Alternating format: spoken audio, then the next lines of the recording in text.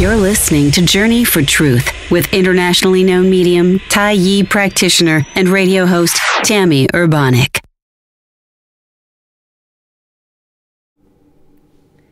Hello and welcome to Journey for Truth on Spreaker.com and on YouTube. I'm Tami Urbanek. Thank you so much for joining me.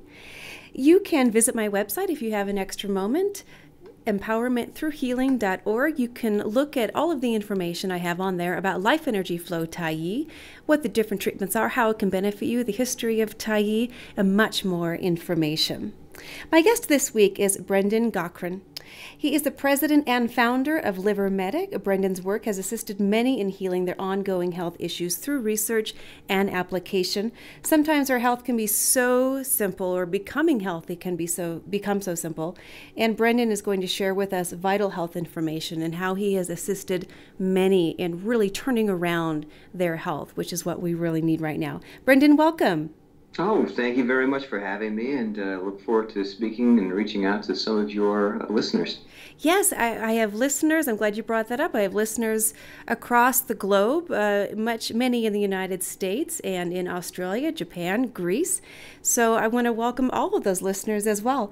How did you become involved with liver health, first of all? Oh, yeah, great question. Maybe this deserves a little bit of background. My formal education is as a molecular biologist. I left university after doing some research in molecular genetics and went into the pharmaceutical field and spent a few years there after finding out that that was essentially a profit-driven business, one drug more or less giving way to another for the purposes of additional revenue streams. I decided probably it's not a good idea for healing. So I went into nutraceutical sciences, otherwise known as supplements. So I got involved with a couple of manufacturers. I was an executive for a couple of large ones, and started a company, sold it, went to work for Boston Scientific. Long story short, I wanted to do something on my own after a good close friend of mine came down with some really debilitating diseases. He's my age, which I don't happen to think is too old. And he had a couple of children. His wife called me up one night and said, you've got to come down here to New York. I live in Connecticut. He's in really bad shape. So I went down there, and, he was obese. He's a New York firefighter, or was. He was there on 9/11. He had diabetes, type 2 diabetes. He had liver problems. He had essentially metabolic syndrome, leaky gut, the whole nine. And I started to, I ran into him in the hospital, essentially, and got him on a very strict diet. He had lost his eyesight at that point. Wow.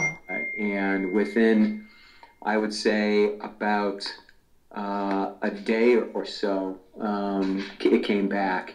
And a lot of the problems that he was having were pretty much gone within 2 weeks. Now, I'm not going to say that's true for everybody, and everyone, everyone's Right. different.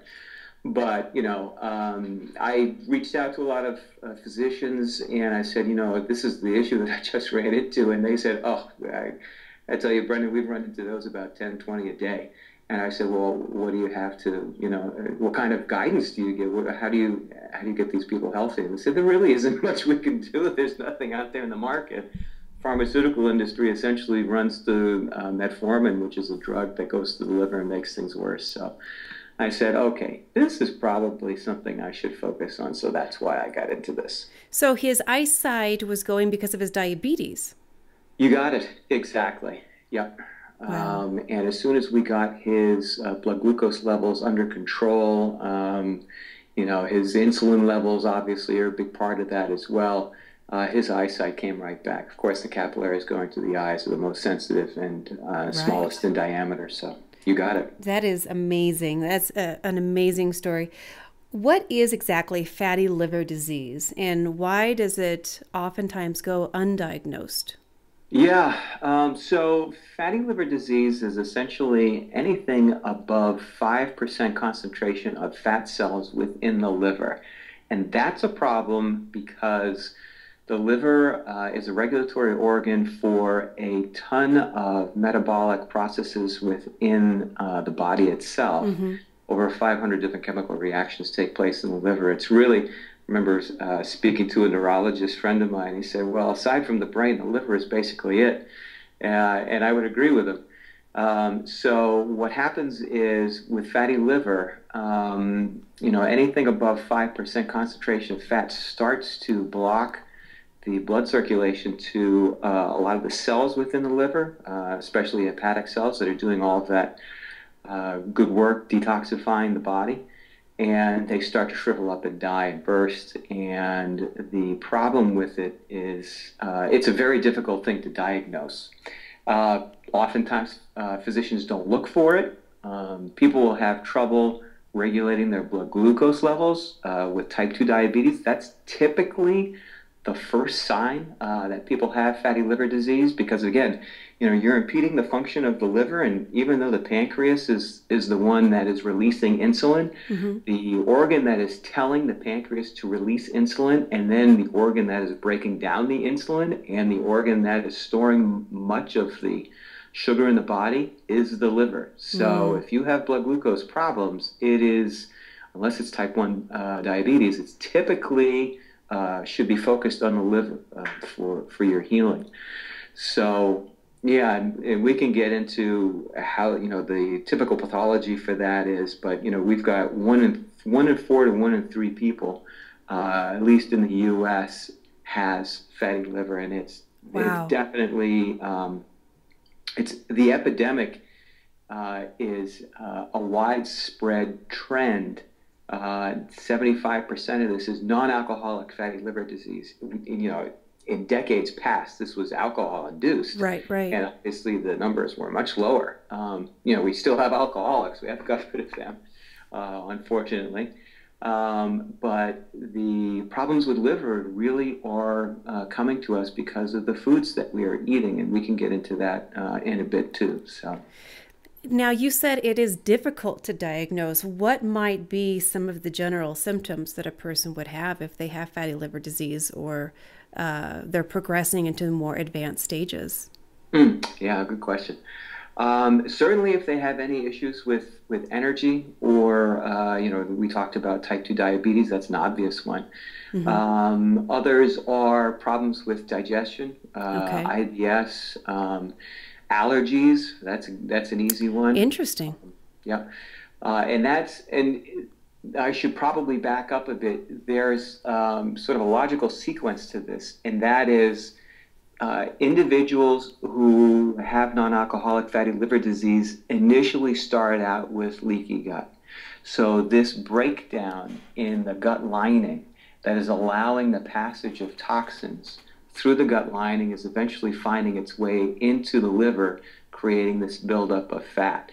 And so individuals who have problems digesting foods, they feel this leaky gut physically, and the body then has to deal with all these toxins running through its body. And essentially the liver goes into a complex defense mechanism. Actually very ingenious. So there's 2 phases of detoxification within the liver. Phase 1 is your liver looks at something or other that comes through the body and says, I can take a piece of this off and use it, but the rest of this thing is highly toxic and I have to, throw it into phase 2, which is the conjugation or detoxification stage.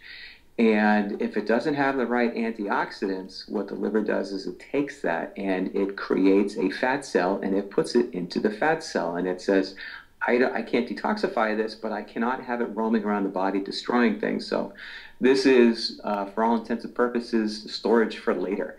And oftentimes when people, especially people who have leaky gut and aren't eating correctly, later never comes. And the fat cells multiply, and that's the big problem. Well, and leaky gut, I've been learning a lot about leaky gut, and what I mentioned at the beginning, Life Energy Flow Tai, some of the treatments deal with leaky gut, but for people who are already in the process of working on addressing it. Leaky gut's become an epidemic from what I've been researching. Yeah, absolutely. And, I give lectures to both, the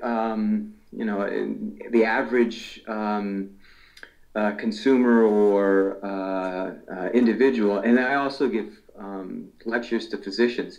And you'd be surprised how many physicians, this information is a little bit nuanced. The individuals like functional doctors and naturopaths and the more progressive physicians, they are well aware of this stuff. Right. But the guys, even the guys going to Harvard and Yale, they're really smart, but they're not getting this information from the pharmaceutical industry. Therefore, they're not getting it. But it is a fast-moving epidemic. I mean, I've had slides that sort of do this correlation between the heavy use of antibiotics, the heavy use or consumption of sugars, GMOs, and vaccinations, and I mean, there's so many different variables to this. Right. But the corollaries are pretty obvious, and I have to say that this epidemic was certainly pushed into a specific direction before the massive consumption of GMO foods. But now that GM is on the market and people are consuming it really without knowing it. All over the place. It's everywhere. Yeah, it has really taken off. And in my opinion, and that of much of the medical community, is that it's really GM rooted. Mm-hmm. That makes a lot of sense. I mean, a lot of people who research genetically modified foods know how toxic those foods are, but I continue to see the dialogue between people in arguing that point, that genetically modified foods are perfectly healthy, it's good science, on and on and on. And really, the research doesn't show that, except for the research that comes from the same companies who create genetically modified foods. Archer, Daniel Midland, Monsanto. They do their own research. Right, DuPont. These guys are all in bed with each other. I know. It's like, hello. Feeding the FDA and everybody else the information. So a little bit back to leaky gut. There are some symptoms, and you brought up a couple, and you gave an excellent explanation of exactly what leaky gut is and how it impacts you in terms of the toxicity that's roaming throughout your body.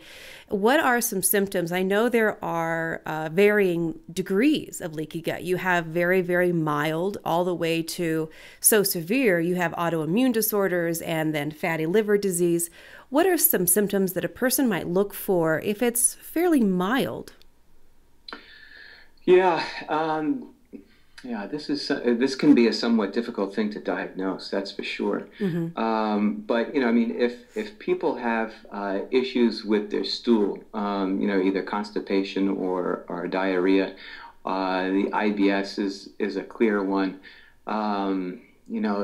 All of a sudden they become sensitive to foods where they weren't before. Okay. A lot of individuals who eat breads and pastas. Mm-hmm. Again, the breads and pastas, so for somebody who does a fair amount of travel and goes to Europe, they go ahead and they eat breads and pastas over there. And I say this from experience. I have people who, are Italian, for instance, and they go to Italy on a regular basis and they say, I don't understand why I can eat breads and pastas over there with no issue, but when I come here, I cannot eat them whatsoever. I become gluten intolerant. Right. And it's because it's the GM stuff. Right. So essentially what's happening is people are taking it, and I don't want to get too far into the molecular genetics of GM because it can be a little bit confusing, especially to somebody who doesn't have a scientific background. Mm-hmm. But that doesn't mean that, don't jump into it. It shouldn't be, one of those off-limit subjects.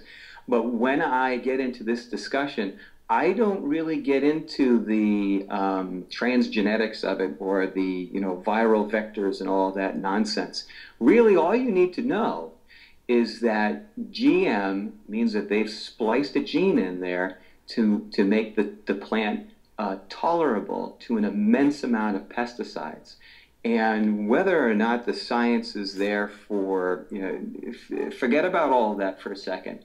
They, what happens like in a field of wheat, for instance, with a GM crop, before it wasn't a GM crop, you spray the crop with, a fair amount of pesticide. Right. You'll have other weeds and so forth, and you'll have some bugs, and you sort of have to put up with it. With a GM crop, you douse it with about 10 times as much pesticide as you would before. So the plant is getting a lot more pesticide than it was previously, and it is in the plant. You cannot wash it off. Right. And one of the myriad of cocktails within the Monsanto's Roundup is glyphosate. And glyphosate is a well-known toxin. There is very little difference between that and, say, Agent Orange on a molecular structure. And it's the same company that gave you Agent Orange. Exactly. I was just about to say that is the same exact company. I think a lot of people who say that GM foods are perfectly safe and we're fine and we're not being poisoned, I don't think that they've gone into the history of Monsanto, which I know is only one of the companies that do the genetically modified seeds, but it's one of the biggest companies. And Absolutely. and they have quite the history going all the way back to very early 20th century, I think even maybe before that. And there's a lot of history there that shows they don't have the integrity and they don't have they're not coming forth with everything, and they're making a lot of money off of their seeds on the backs of the American public. Yeah, absolutely. And I just to stick with glyphosate for just 1 second, and I agree with everything that you just said.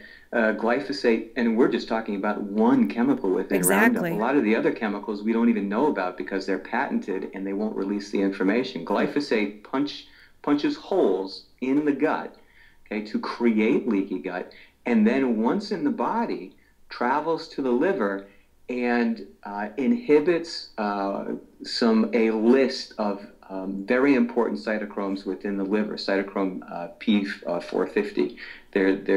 That's sort of a category of important cytochromes that help detoxify the body. So it helps to increase toxicity, and then it inhibits your body's ability to remove them once in the body. So the rest of the world has figured this out. They are doing independent research not paid for by Monsanto at universities that are not subsidized by Monsanto.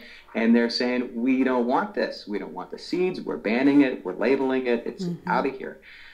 We just haven't gotten the message. Right, right. How can a person begin healing leaky gut? I have been taught that, excuse me, it needs to be really through changing the diet. Are there more specifics that you could offer to the listeners of how they might change their diet in order to begin healing leaky gut? Yeah, absolutely. The first thing people have to do is immediately switch over to organic foods. I've talked to a lot of physicians. They say that's just the first thing. And unfortunately, people have to start going to farmers markets and to food co-ops. And, those are the locations where you're pretty much assured that you're going to get organic produce. It's labeled properly. Even when we go to the Whole Foods of the world, they're not necessarily organic. Right. There's a lot of conventional stuff in there. And I've even gone in there and found out that some of the food that's labeled organic isn't. Oh. So people have to be somewhat careful of that. The other thing is, when you go out to restaurants, of course, you have to be a lot more careful about what you're eating.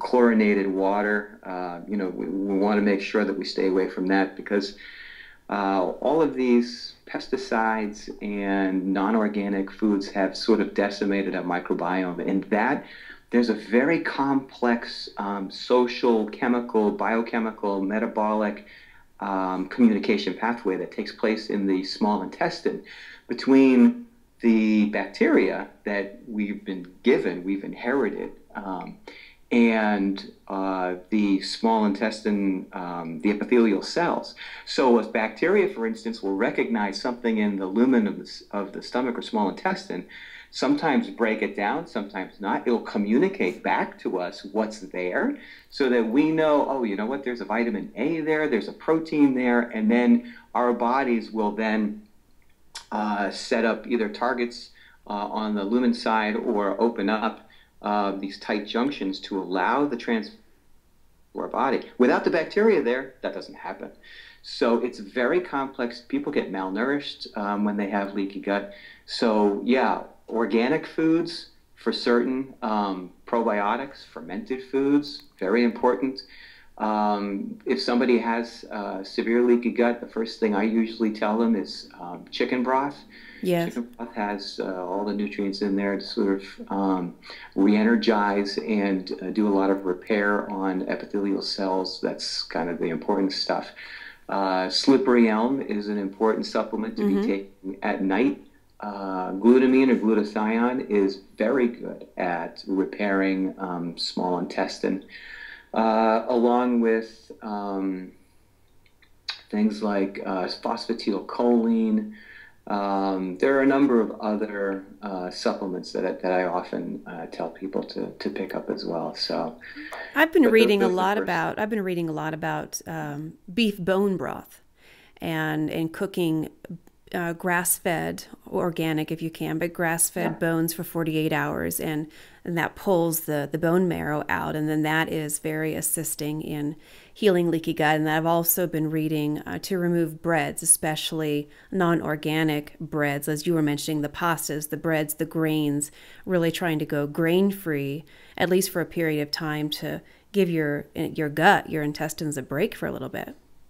Yeah, and this is a sort of complicated topic because, we have literally hundreds of different types of bacteria in our stomach, and there's yeast there's virus, there's metals, there's all kinds of stuff. And we haven't gotten into the amount of sugar that people take in, Yes. like 100 years ago. The average person was consuming around 12 to 13 pounds of sugar a year. Well, now it's over 100 pounds of sugar annually. Wow. And that significantly changes the microbiome within our digestive system. And the types of sugar is also a sort of questionable thing. Right. So, heavily refined sugars are obviously very bad for you. You should stick to honey if you're going to be doing that at all. Now we get into topics, with what kinds of diets should we take? Should we be doing artificial fats? What kinds of fats we should be looking at? Processed sugar, how does that impact everything? What's this increase in the cancer rates? How is that connected with all of this? And I'll tell you, as somebody who looks at the body from a holistic standpoint, they are all intricately related, unfortunately. But the good news is they can all be avoided. Right, exactly. Now, also moving a little bit away from leaky gut, a lot of people still believe that low-fat diets are healthy. And from the research that's been coming out that, in fact, low-fat diets are not healthy, that they end up starving the brain for fat, the brains need fat, that rather a low-sugar diet would be much more healthy than a low-fat diet.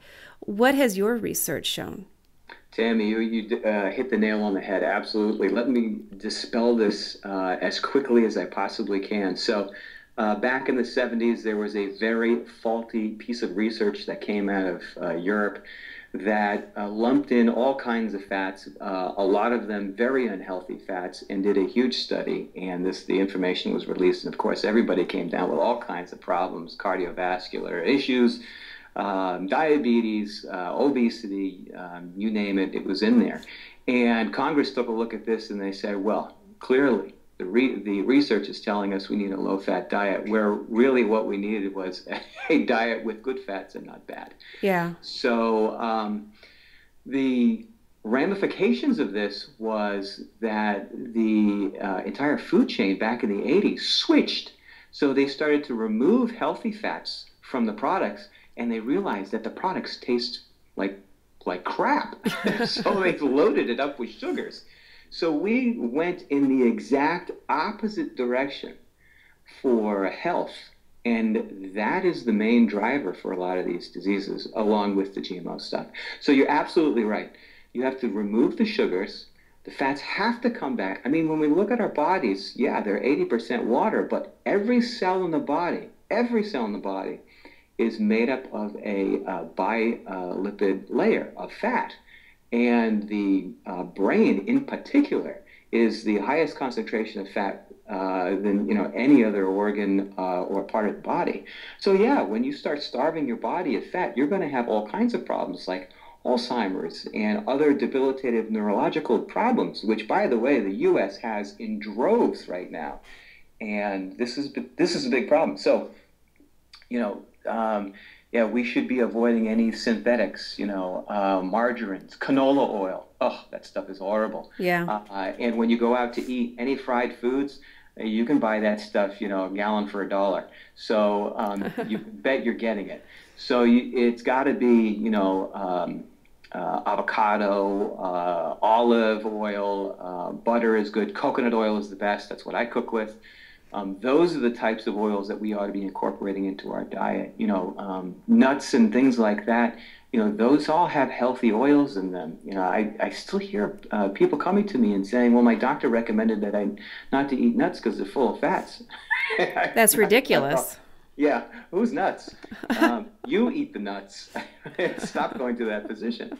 So that is a big problem. And yeah, I mean, the incidence of cancer in America, I'm pretty well convinced, has a huge contribution given to it by leaky gut, the amount of toxins coming into the body, the amount of toxins we have in personal care products, right? Not just food. And then our inability to remove those toxins, and then our massive consumption of sugar. And people don't realize that when a cell goes cancerous, one of the things that happens, and is true of every cancer cell, is that they lose the ability to use energy from the mitochondria. And what does that mean? That means that a cell can no longer get energy sources from anything other than sugar.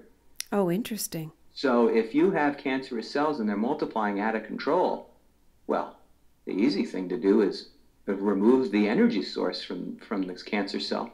And that should help things quite a bit. That is amazing. And like you were stating, sugar is everywhere.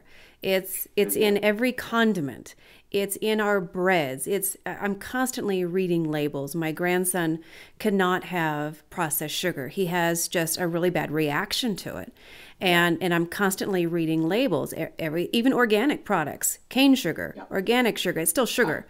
And your brain, if you're sensitive to it, your body is still going to have a reaction to it. So I am always looking for that alternative. Okay, it's sweetened with honey, or it doesn't have sweetener, or it's sweetened with coconut, but it's everywhere. Yeah, it is. And the leader in this research is Dr. Robert Lustig, and he's from University of California, San Francisco, I think. And, you can find him everywhere. And he's done a ton of research on this. He thinks that sugar is the devil. Just to I'm inclined to agree with him. Right, I agree wholeheartedly as well. Yeah, and when we're talking about good sugars, non-processed sugar cane, raw honey is very good for you. When people talk about, trying to balance pH, we're talking about apple cider vinegar and those types of things. Right. I remember one of the big fads in diets in the recent years was a pH diet. Well, when you look at pH, the things that are acidic are meats and alcohols and sugar. Mm-hmm. The things that are alkaline are fruits and vegetables, mainly green leafy stuff. So, I mean, there is some validity to that approach. And, we're talking about diets. I think by and large, I mean, and I've seen diets come and go over the years, but taking from the best of the diets in the past and removing the things that didn't work, I would say there is a group of research scientists from Stanford University that came out with a diet that I think is just dead on. It's low in sugar. It removes the gluten. It's organic. It focuses on alkaline foods. It's just everything that we talk about. It's called FODMAPs. FODMAPS. Don't ask me what it stands for. I'm not quite sure. Interesting name. But that is something that I recommend to people all the time when it comes to diet. That sounds like an excellent diet, and one that is very close to the diet that I follow, because it makes you feel better. You're healthier. You have more energy. You feel like you can get around. You can work out if you want to. It's most definitely. Now, what is one thing, as we are starting to run out of time, but what is one thing that you really feel like doctors are missing for one reason or another? Yeah, I think because liver disease is underdiagnosed, that's for sure. I think physicians are typically somewhat dismissive of gastrointestinal problems because of the leaky gut. And I think one of the issues that that a few progressive physicians are dead on with and does not get enough publicity is candida overgrowth.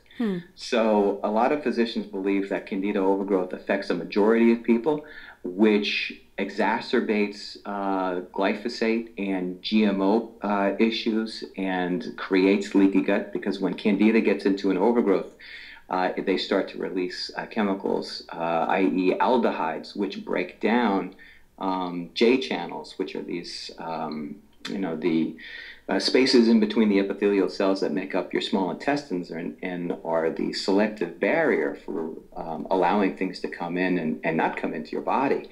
So because of the carbs and the sugar that we're increasingly consuming, the candida starts to get into an overgrowth, and then you throw in the GM foods on top of it, and it is just a disaster.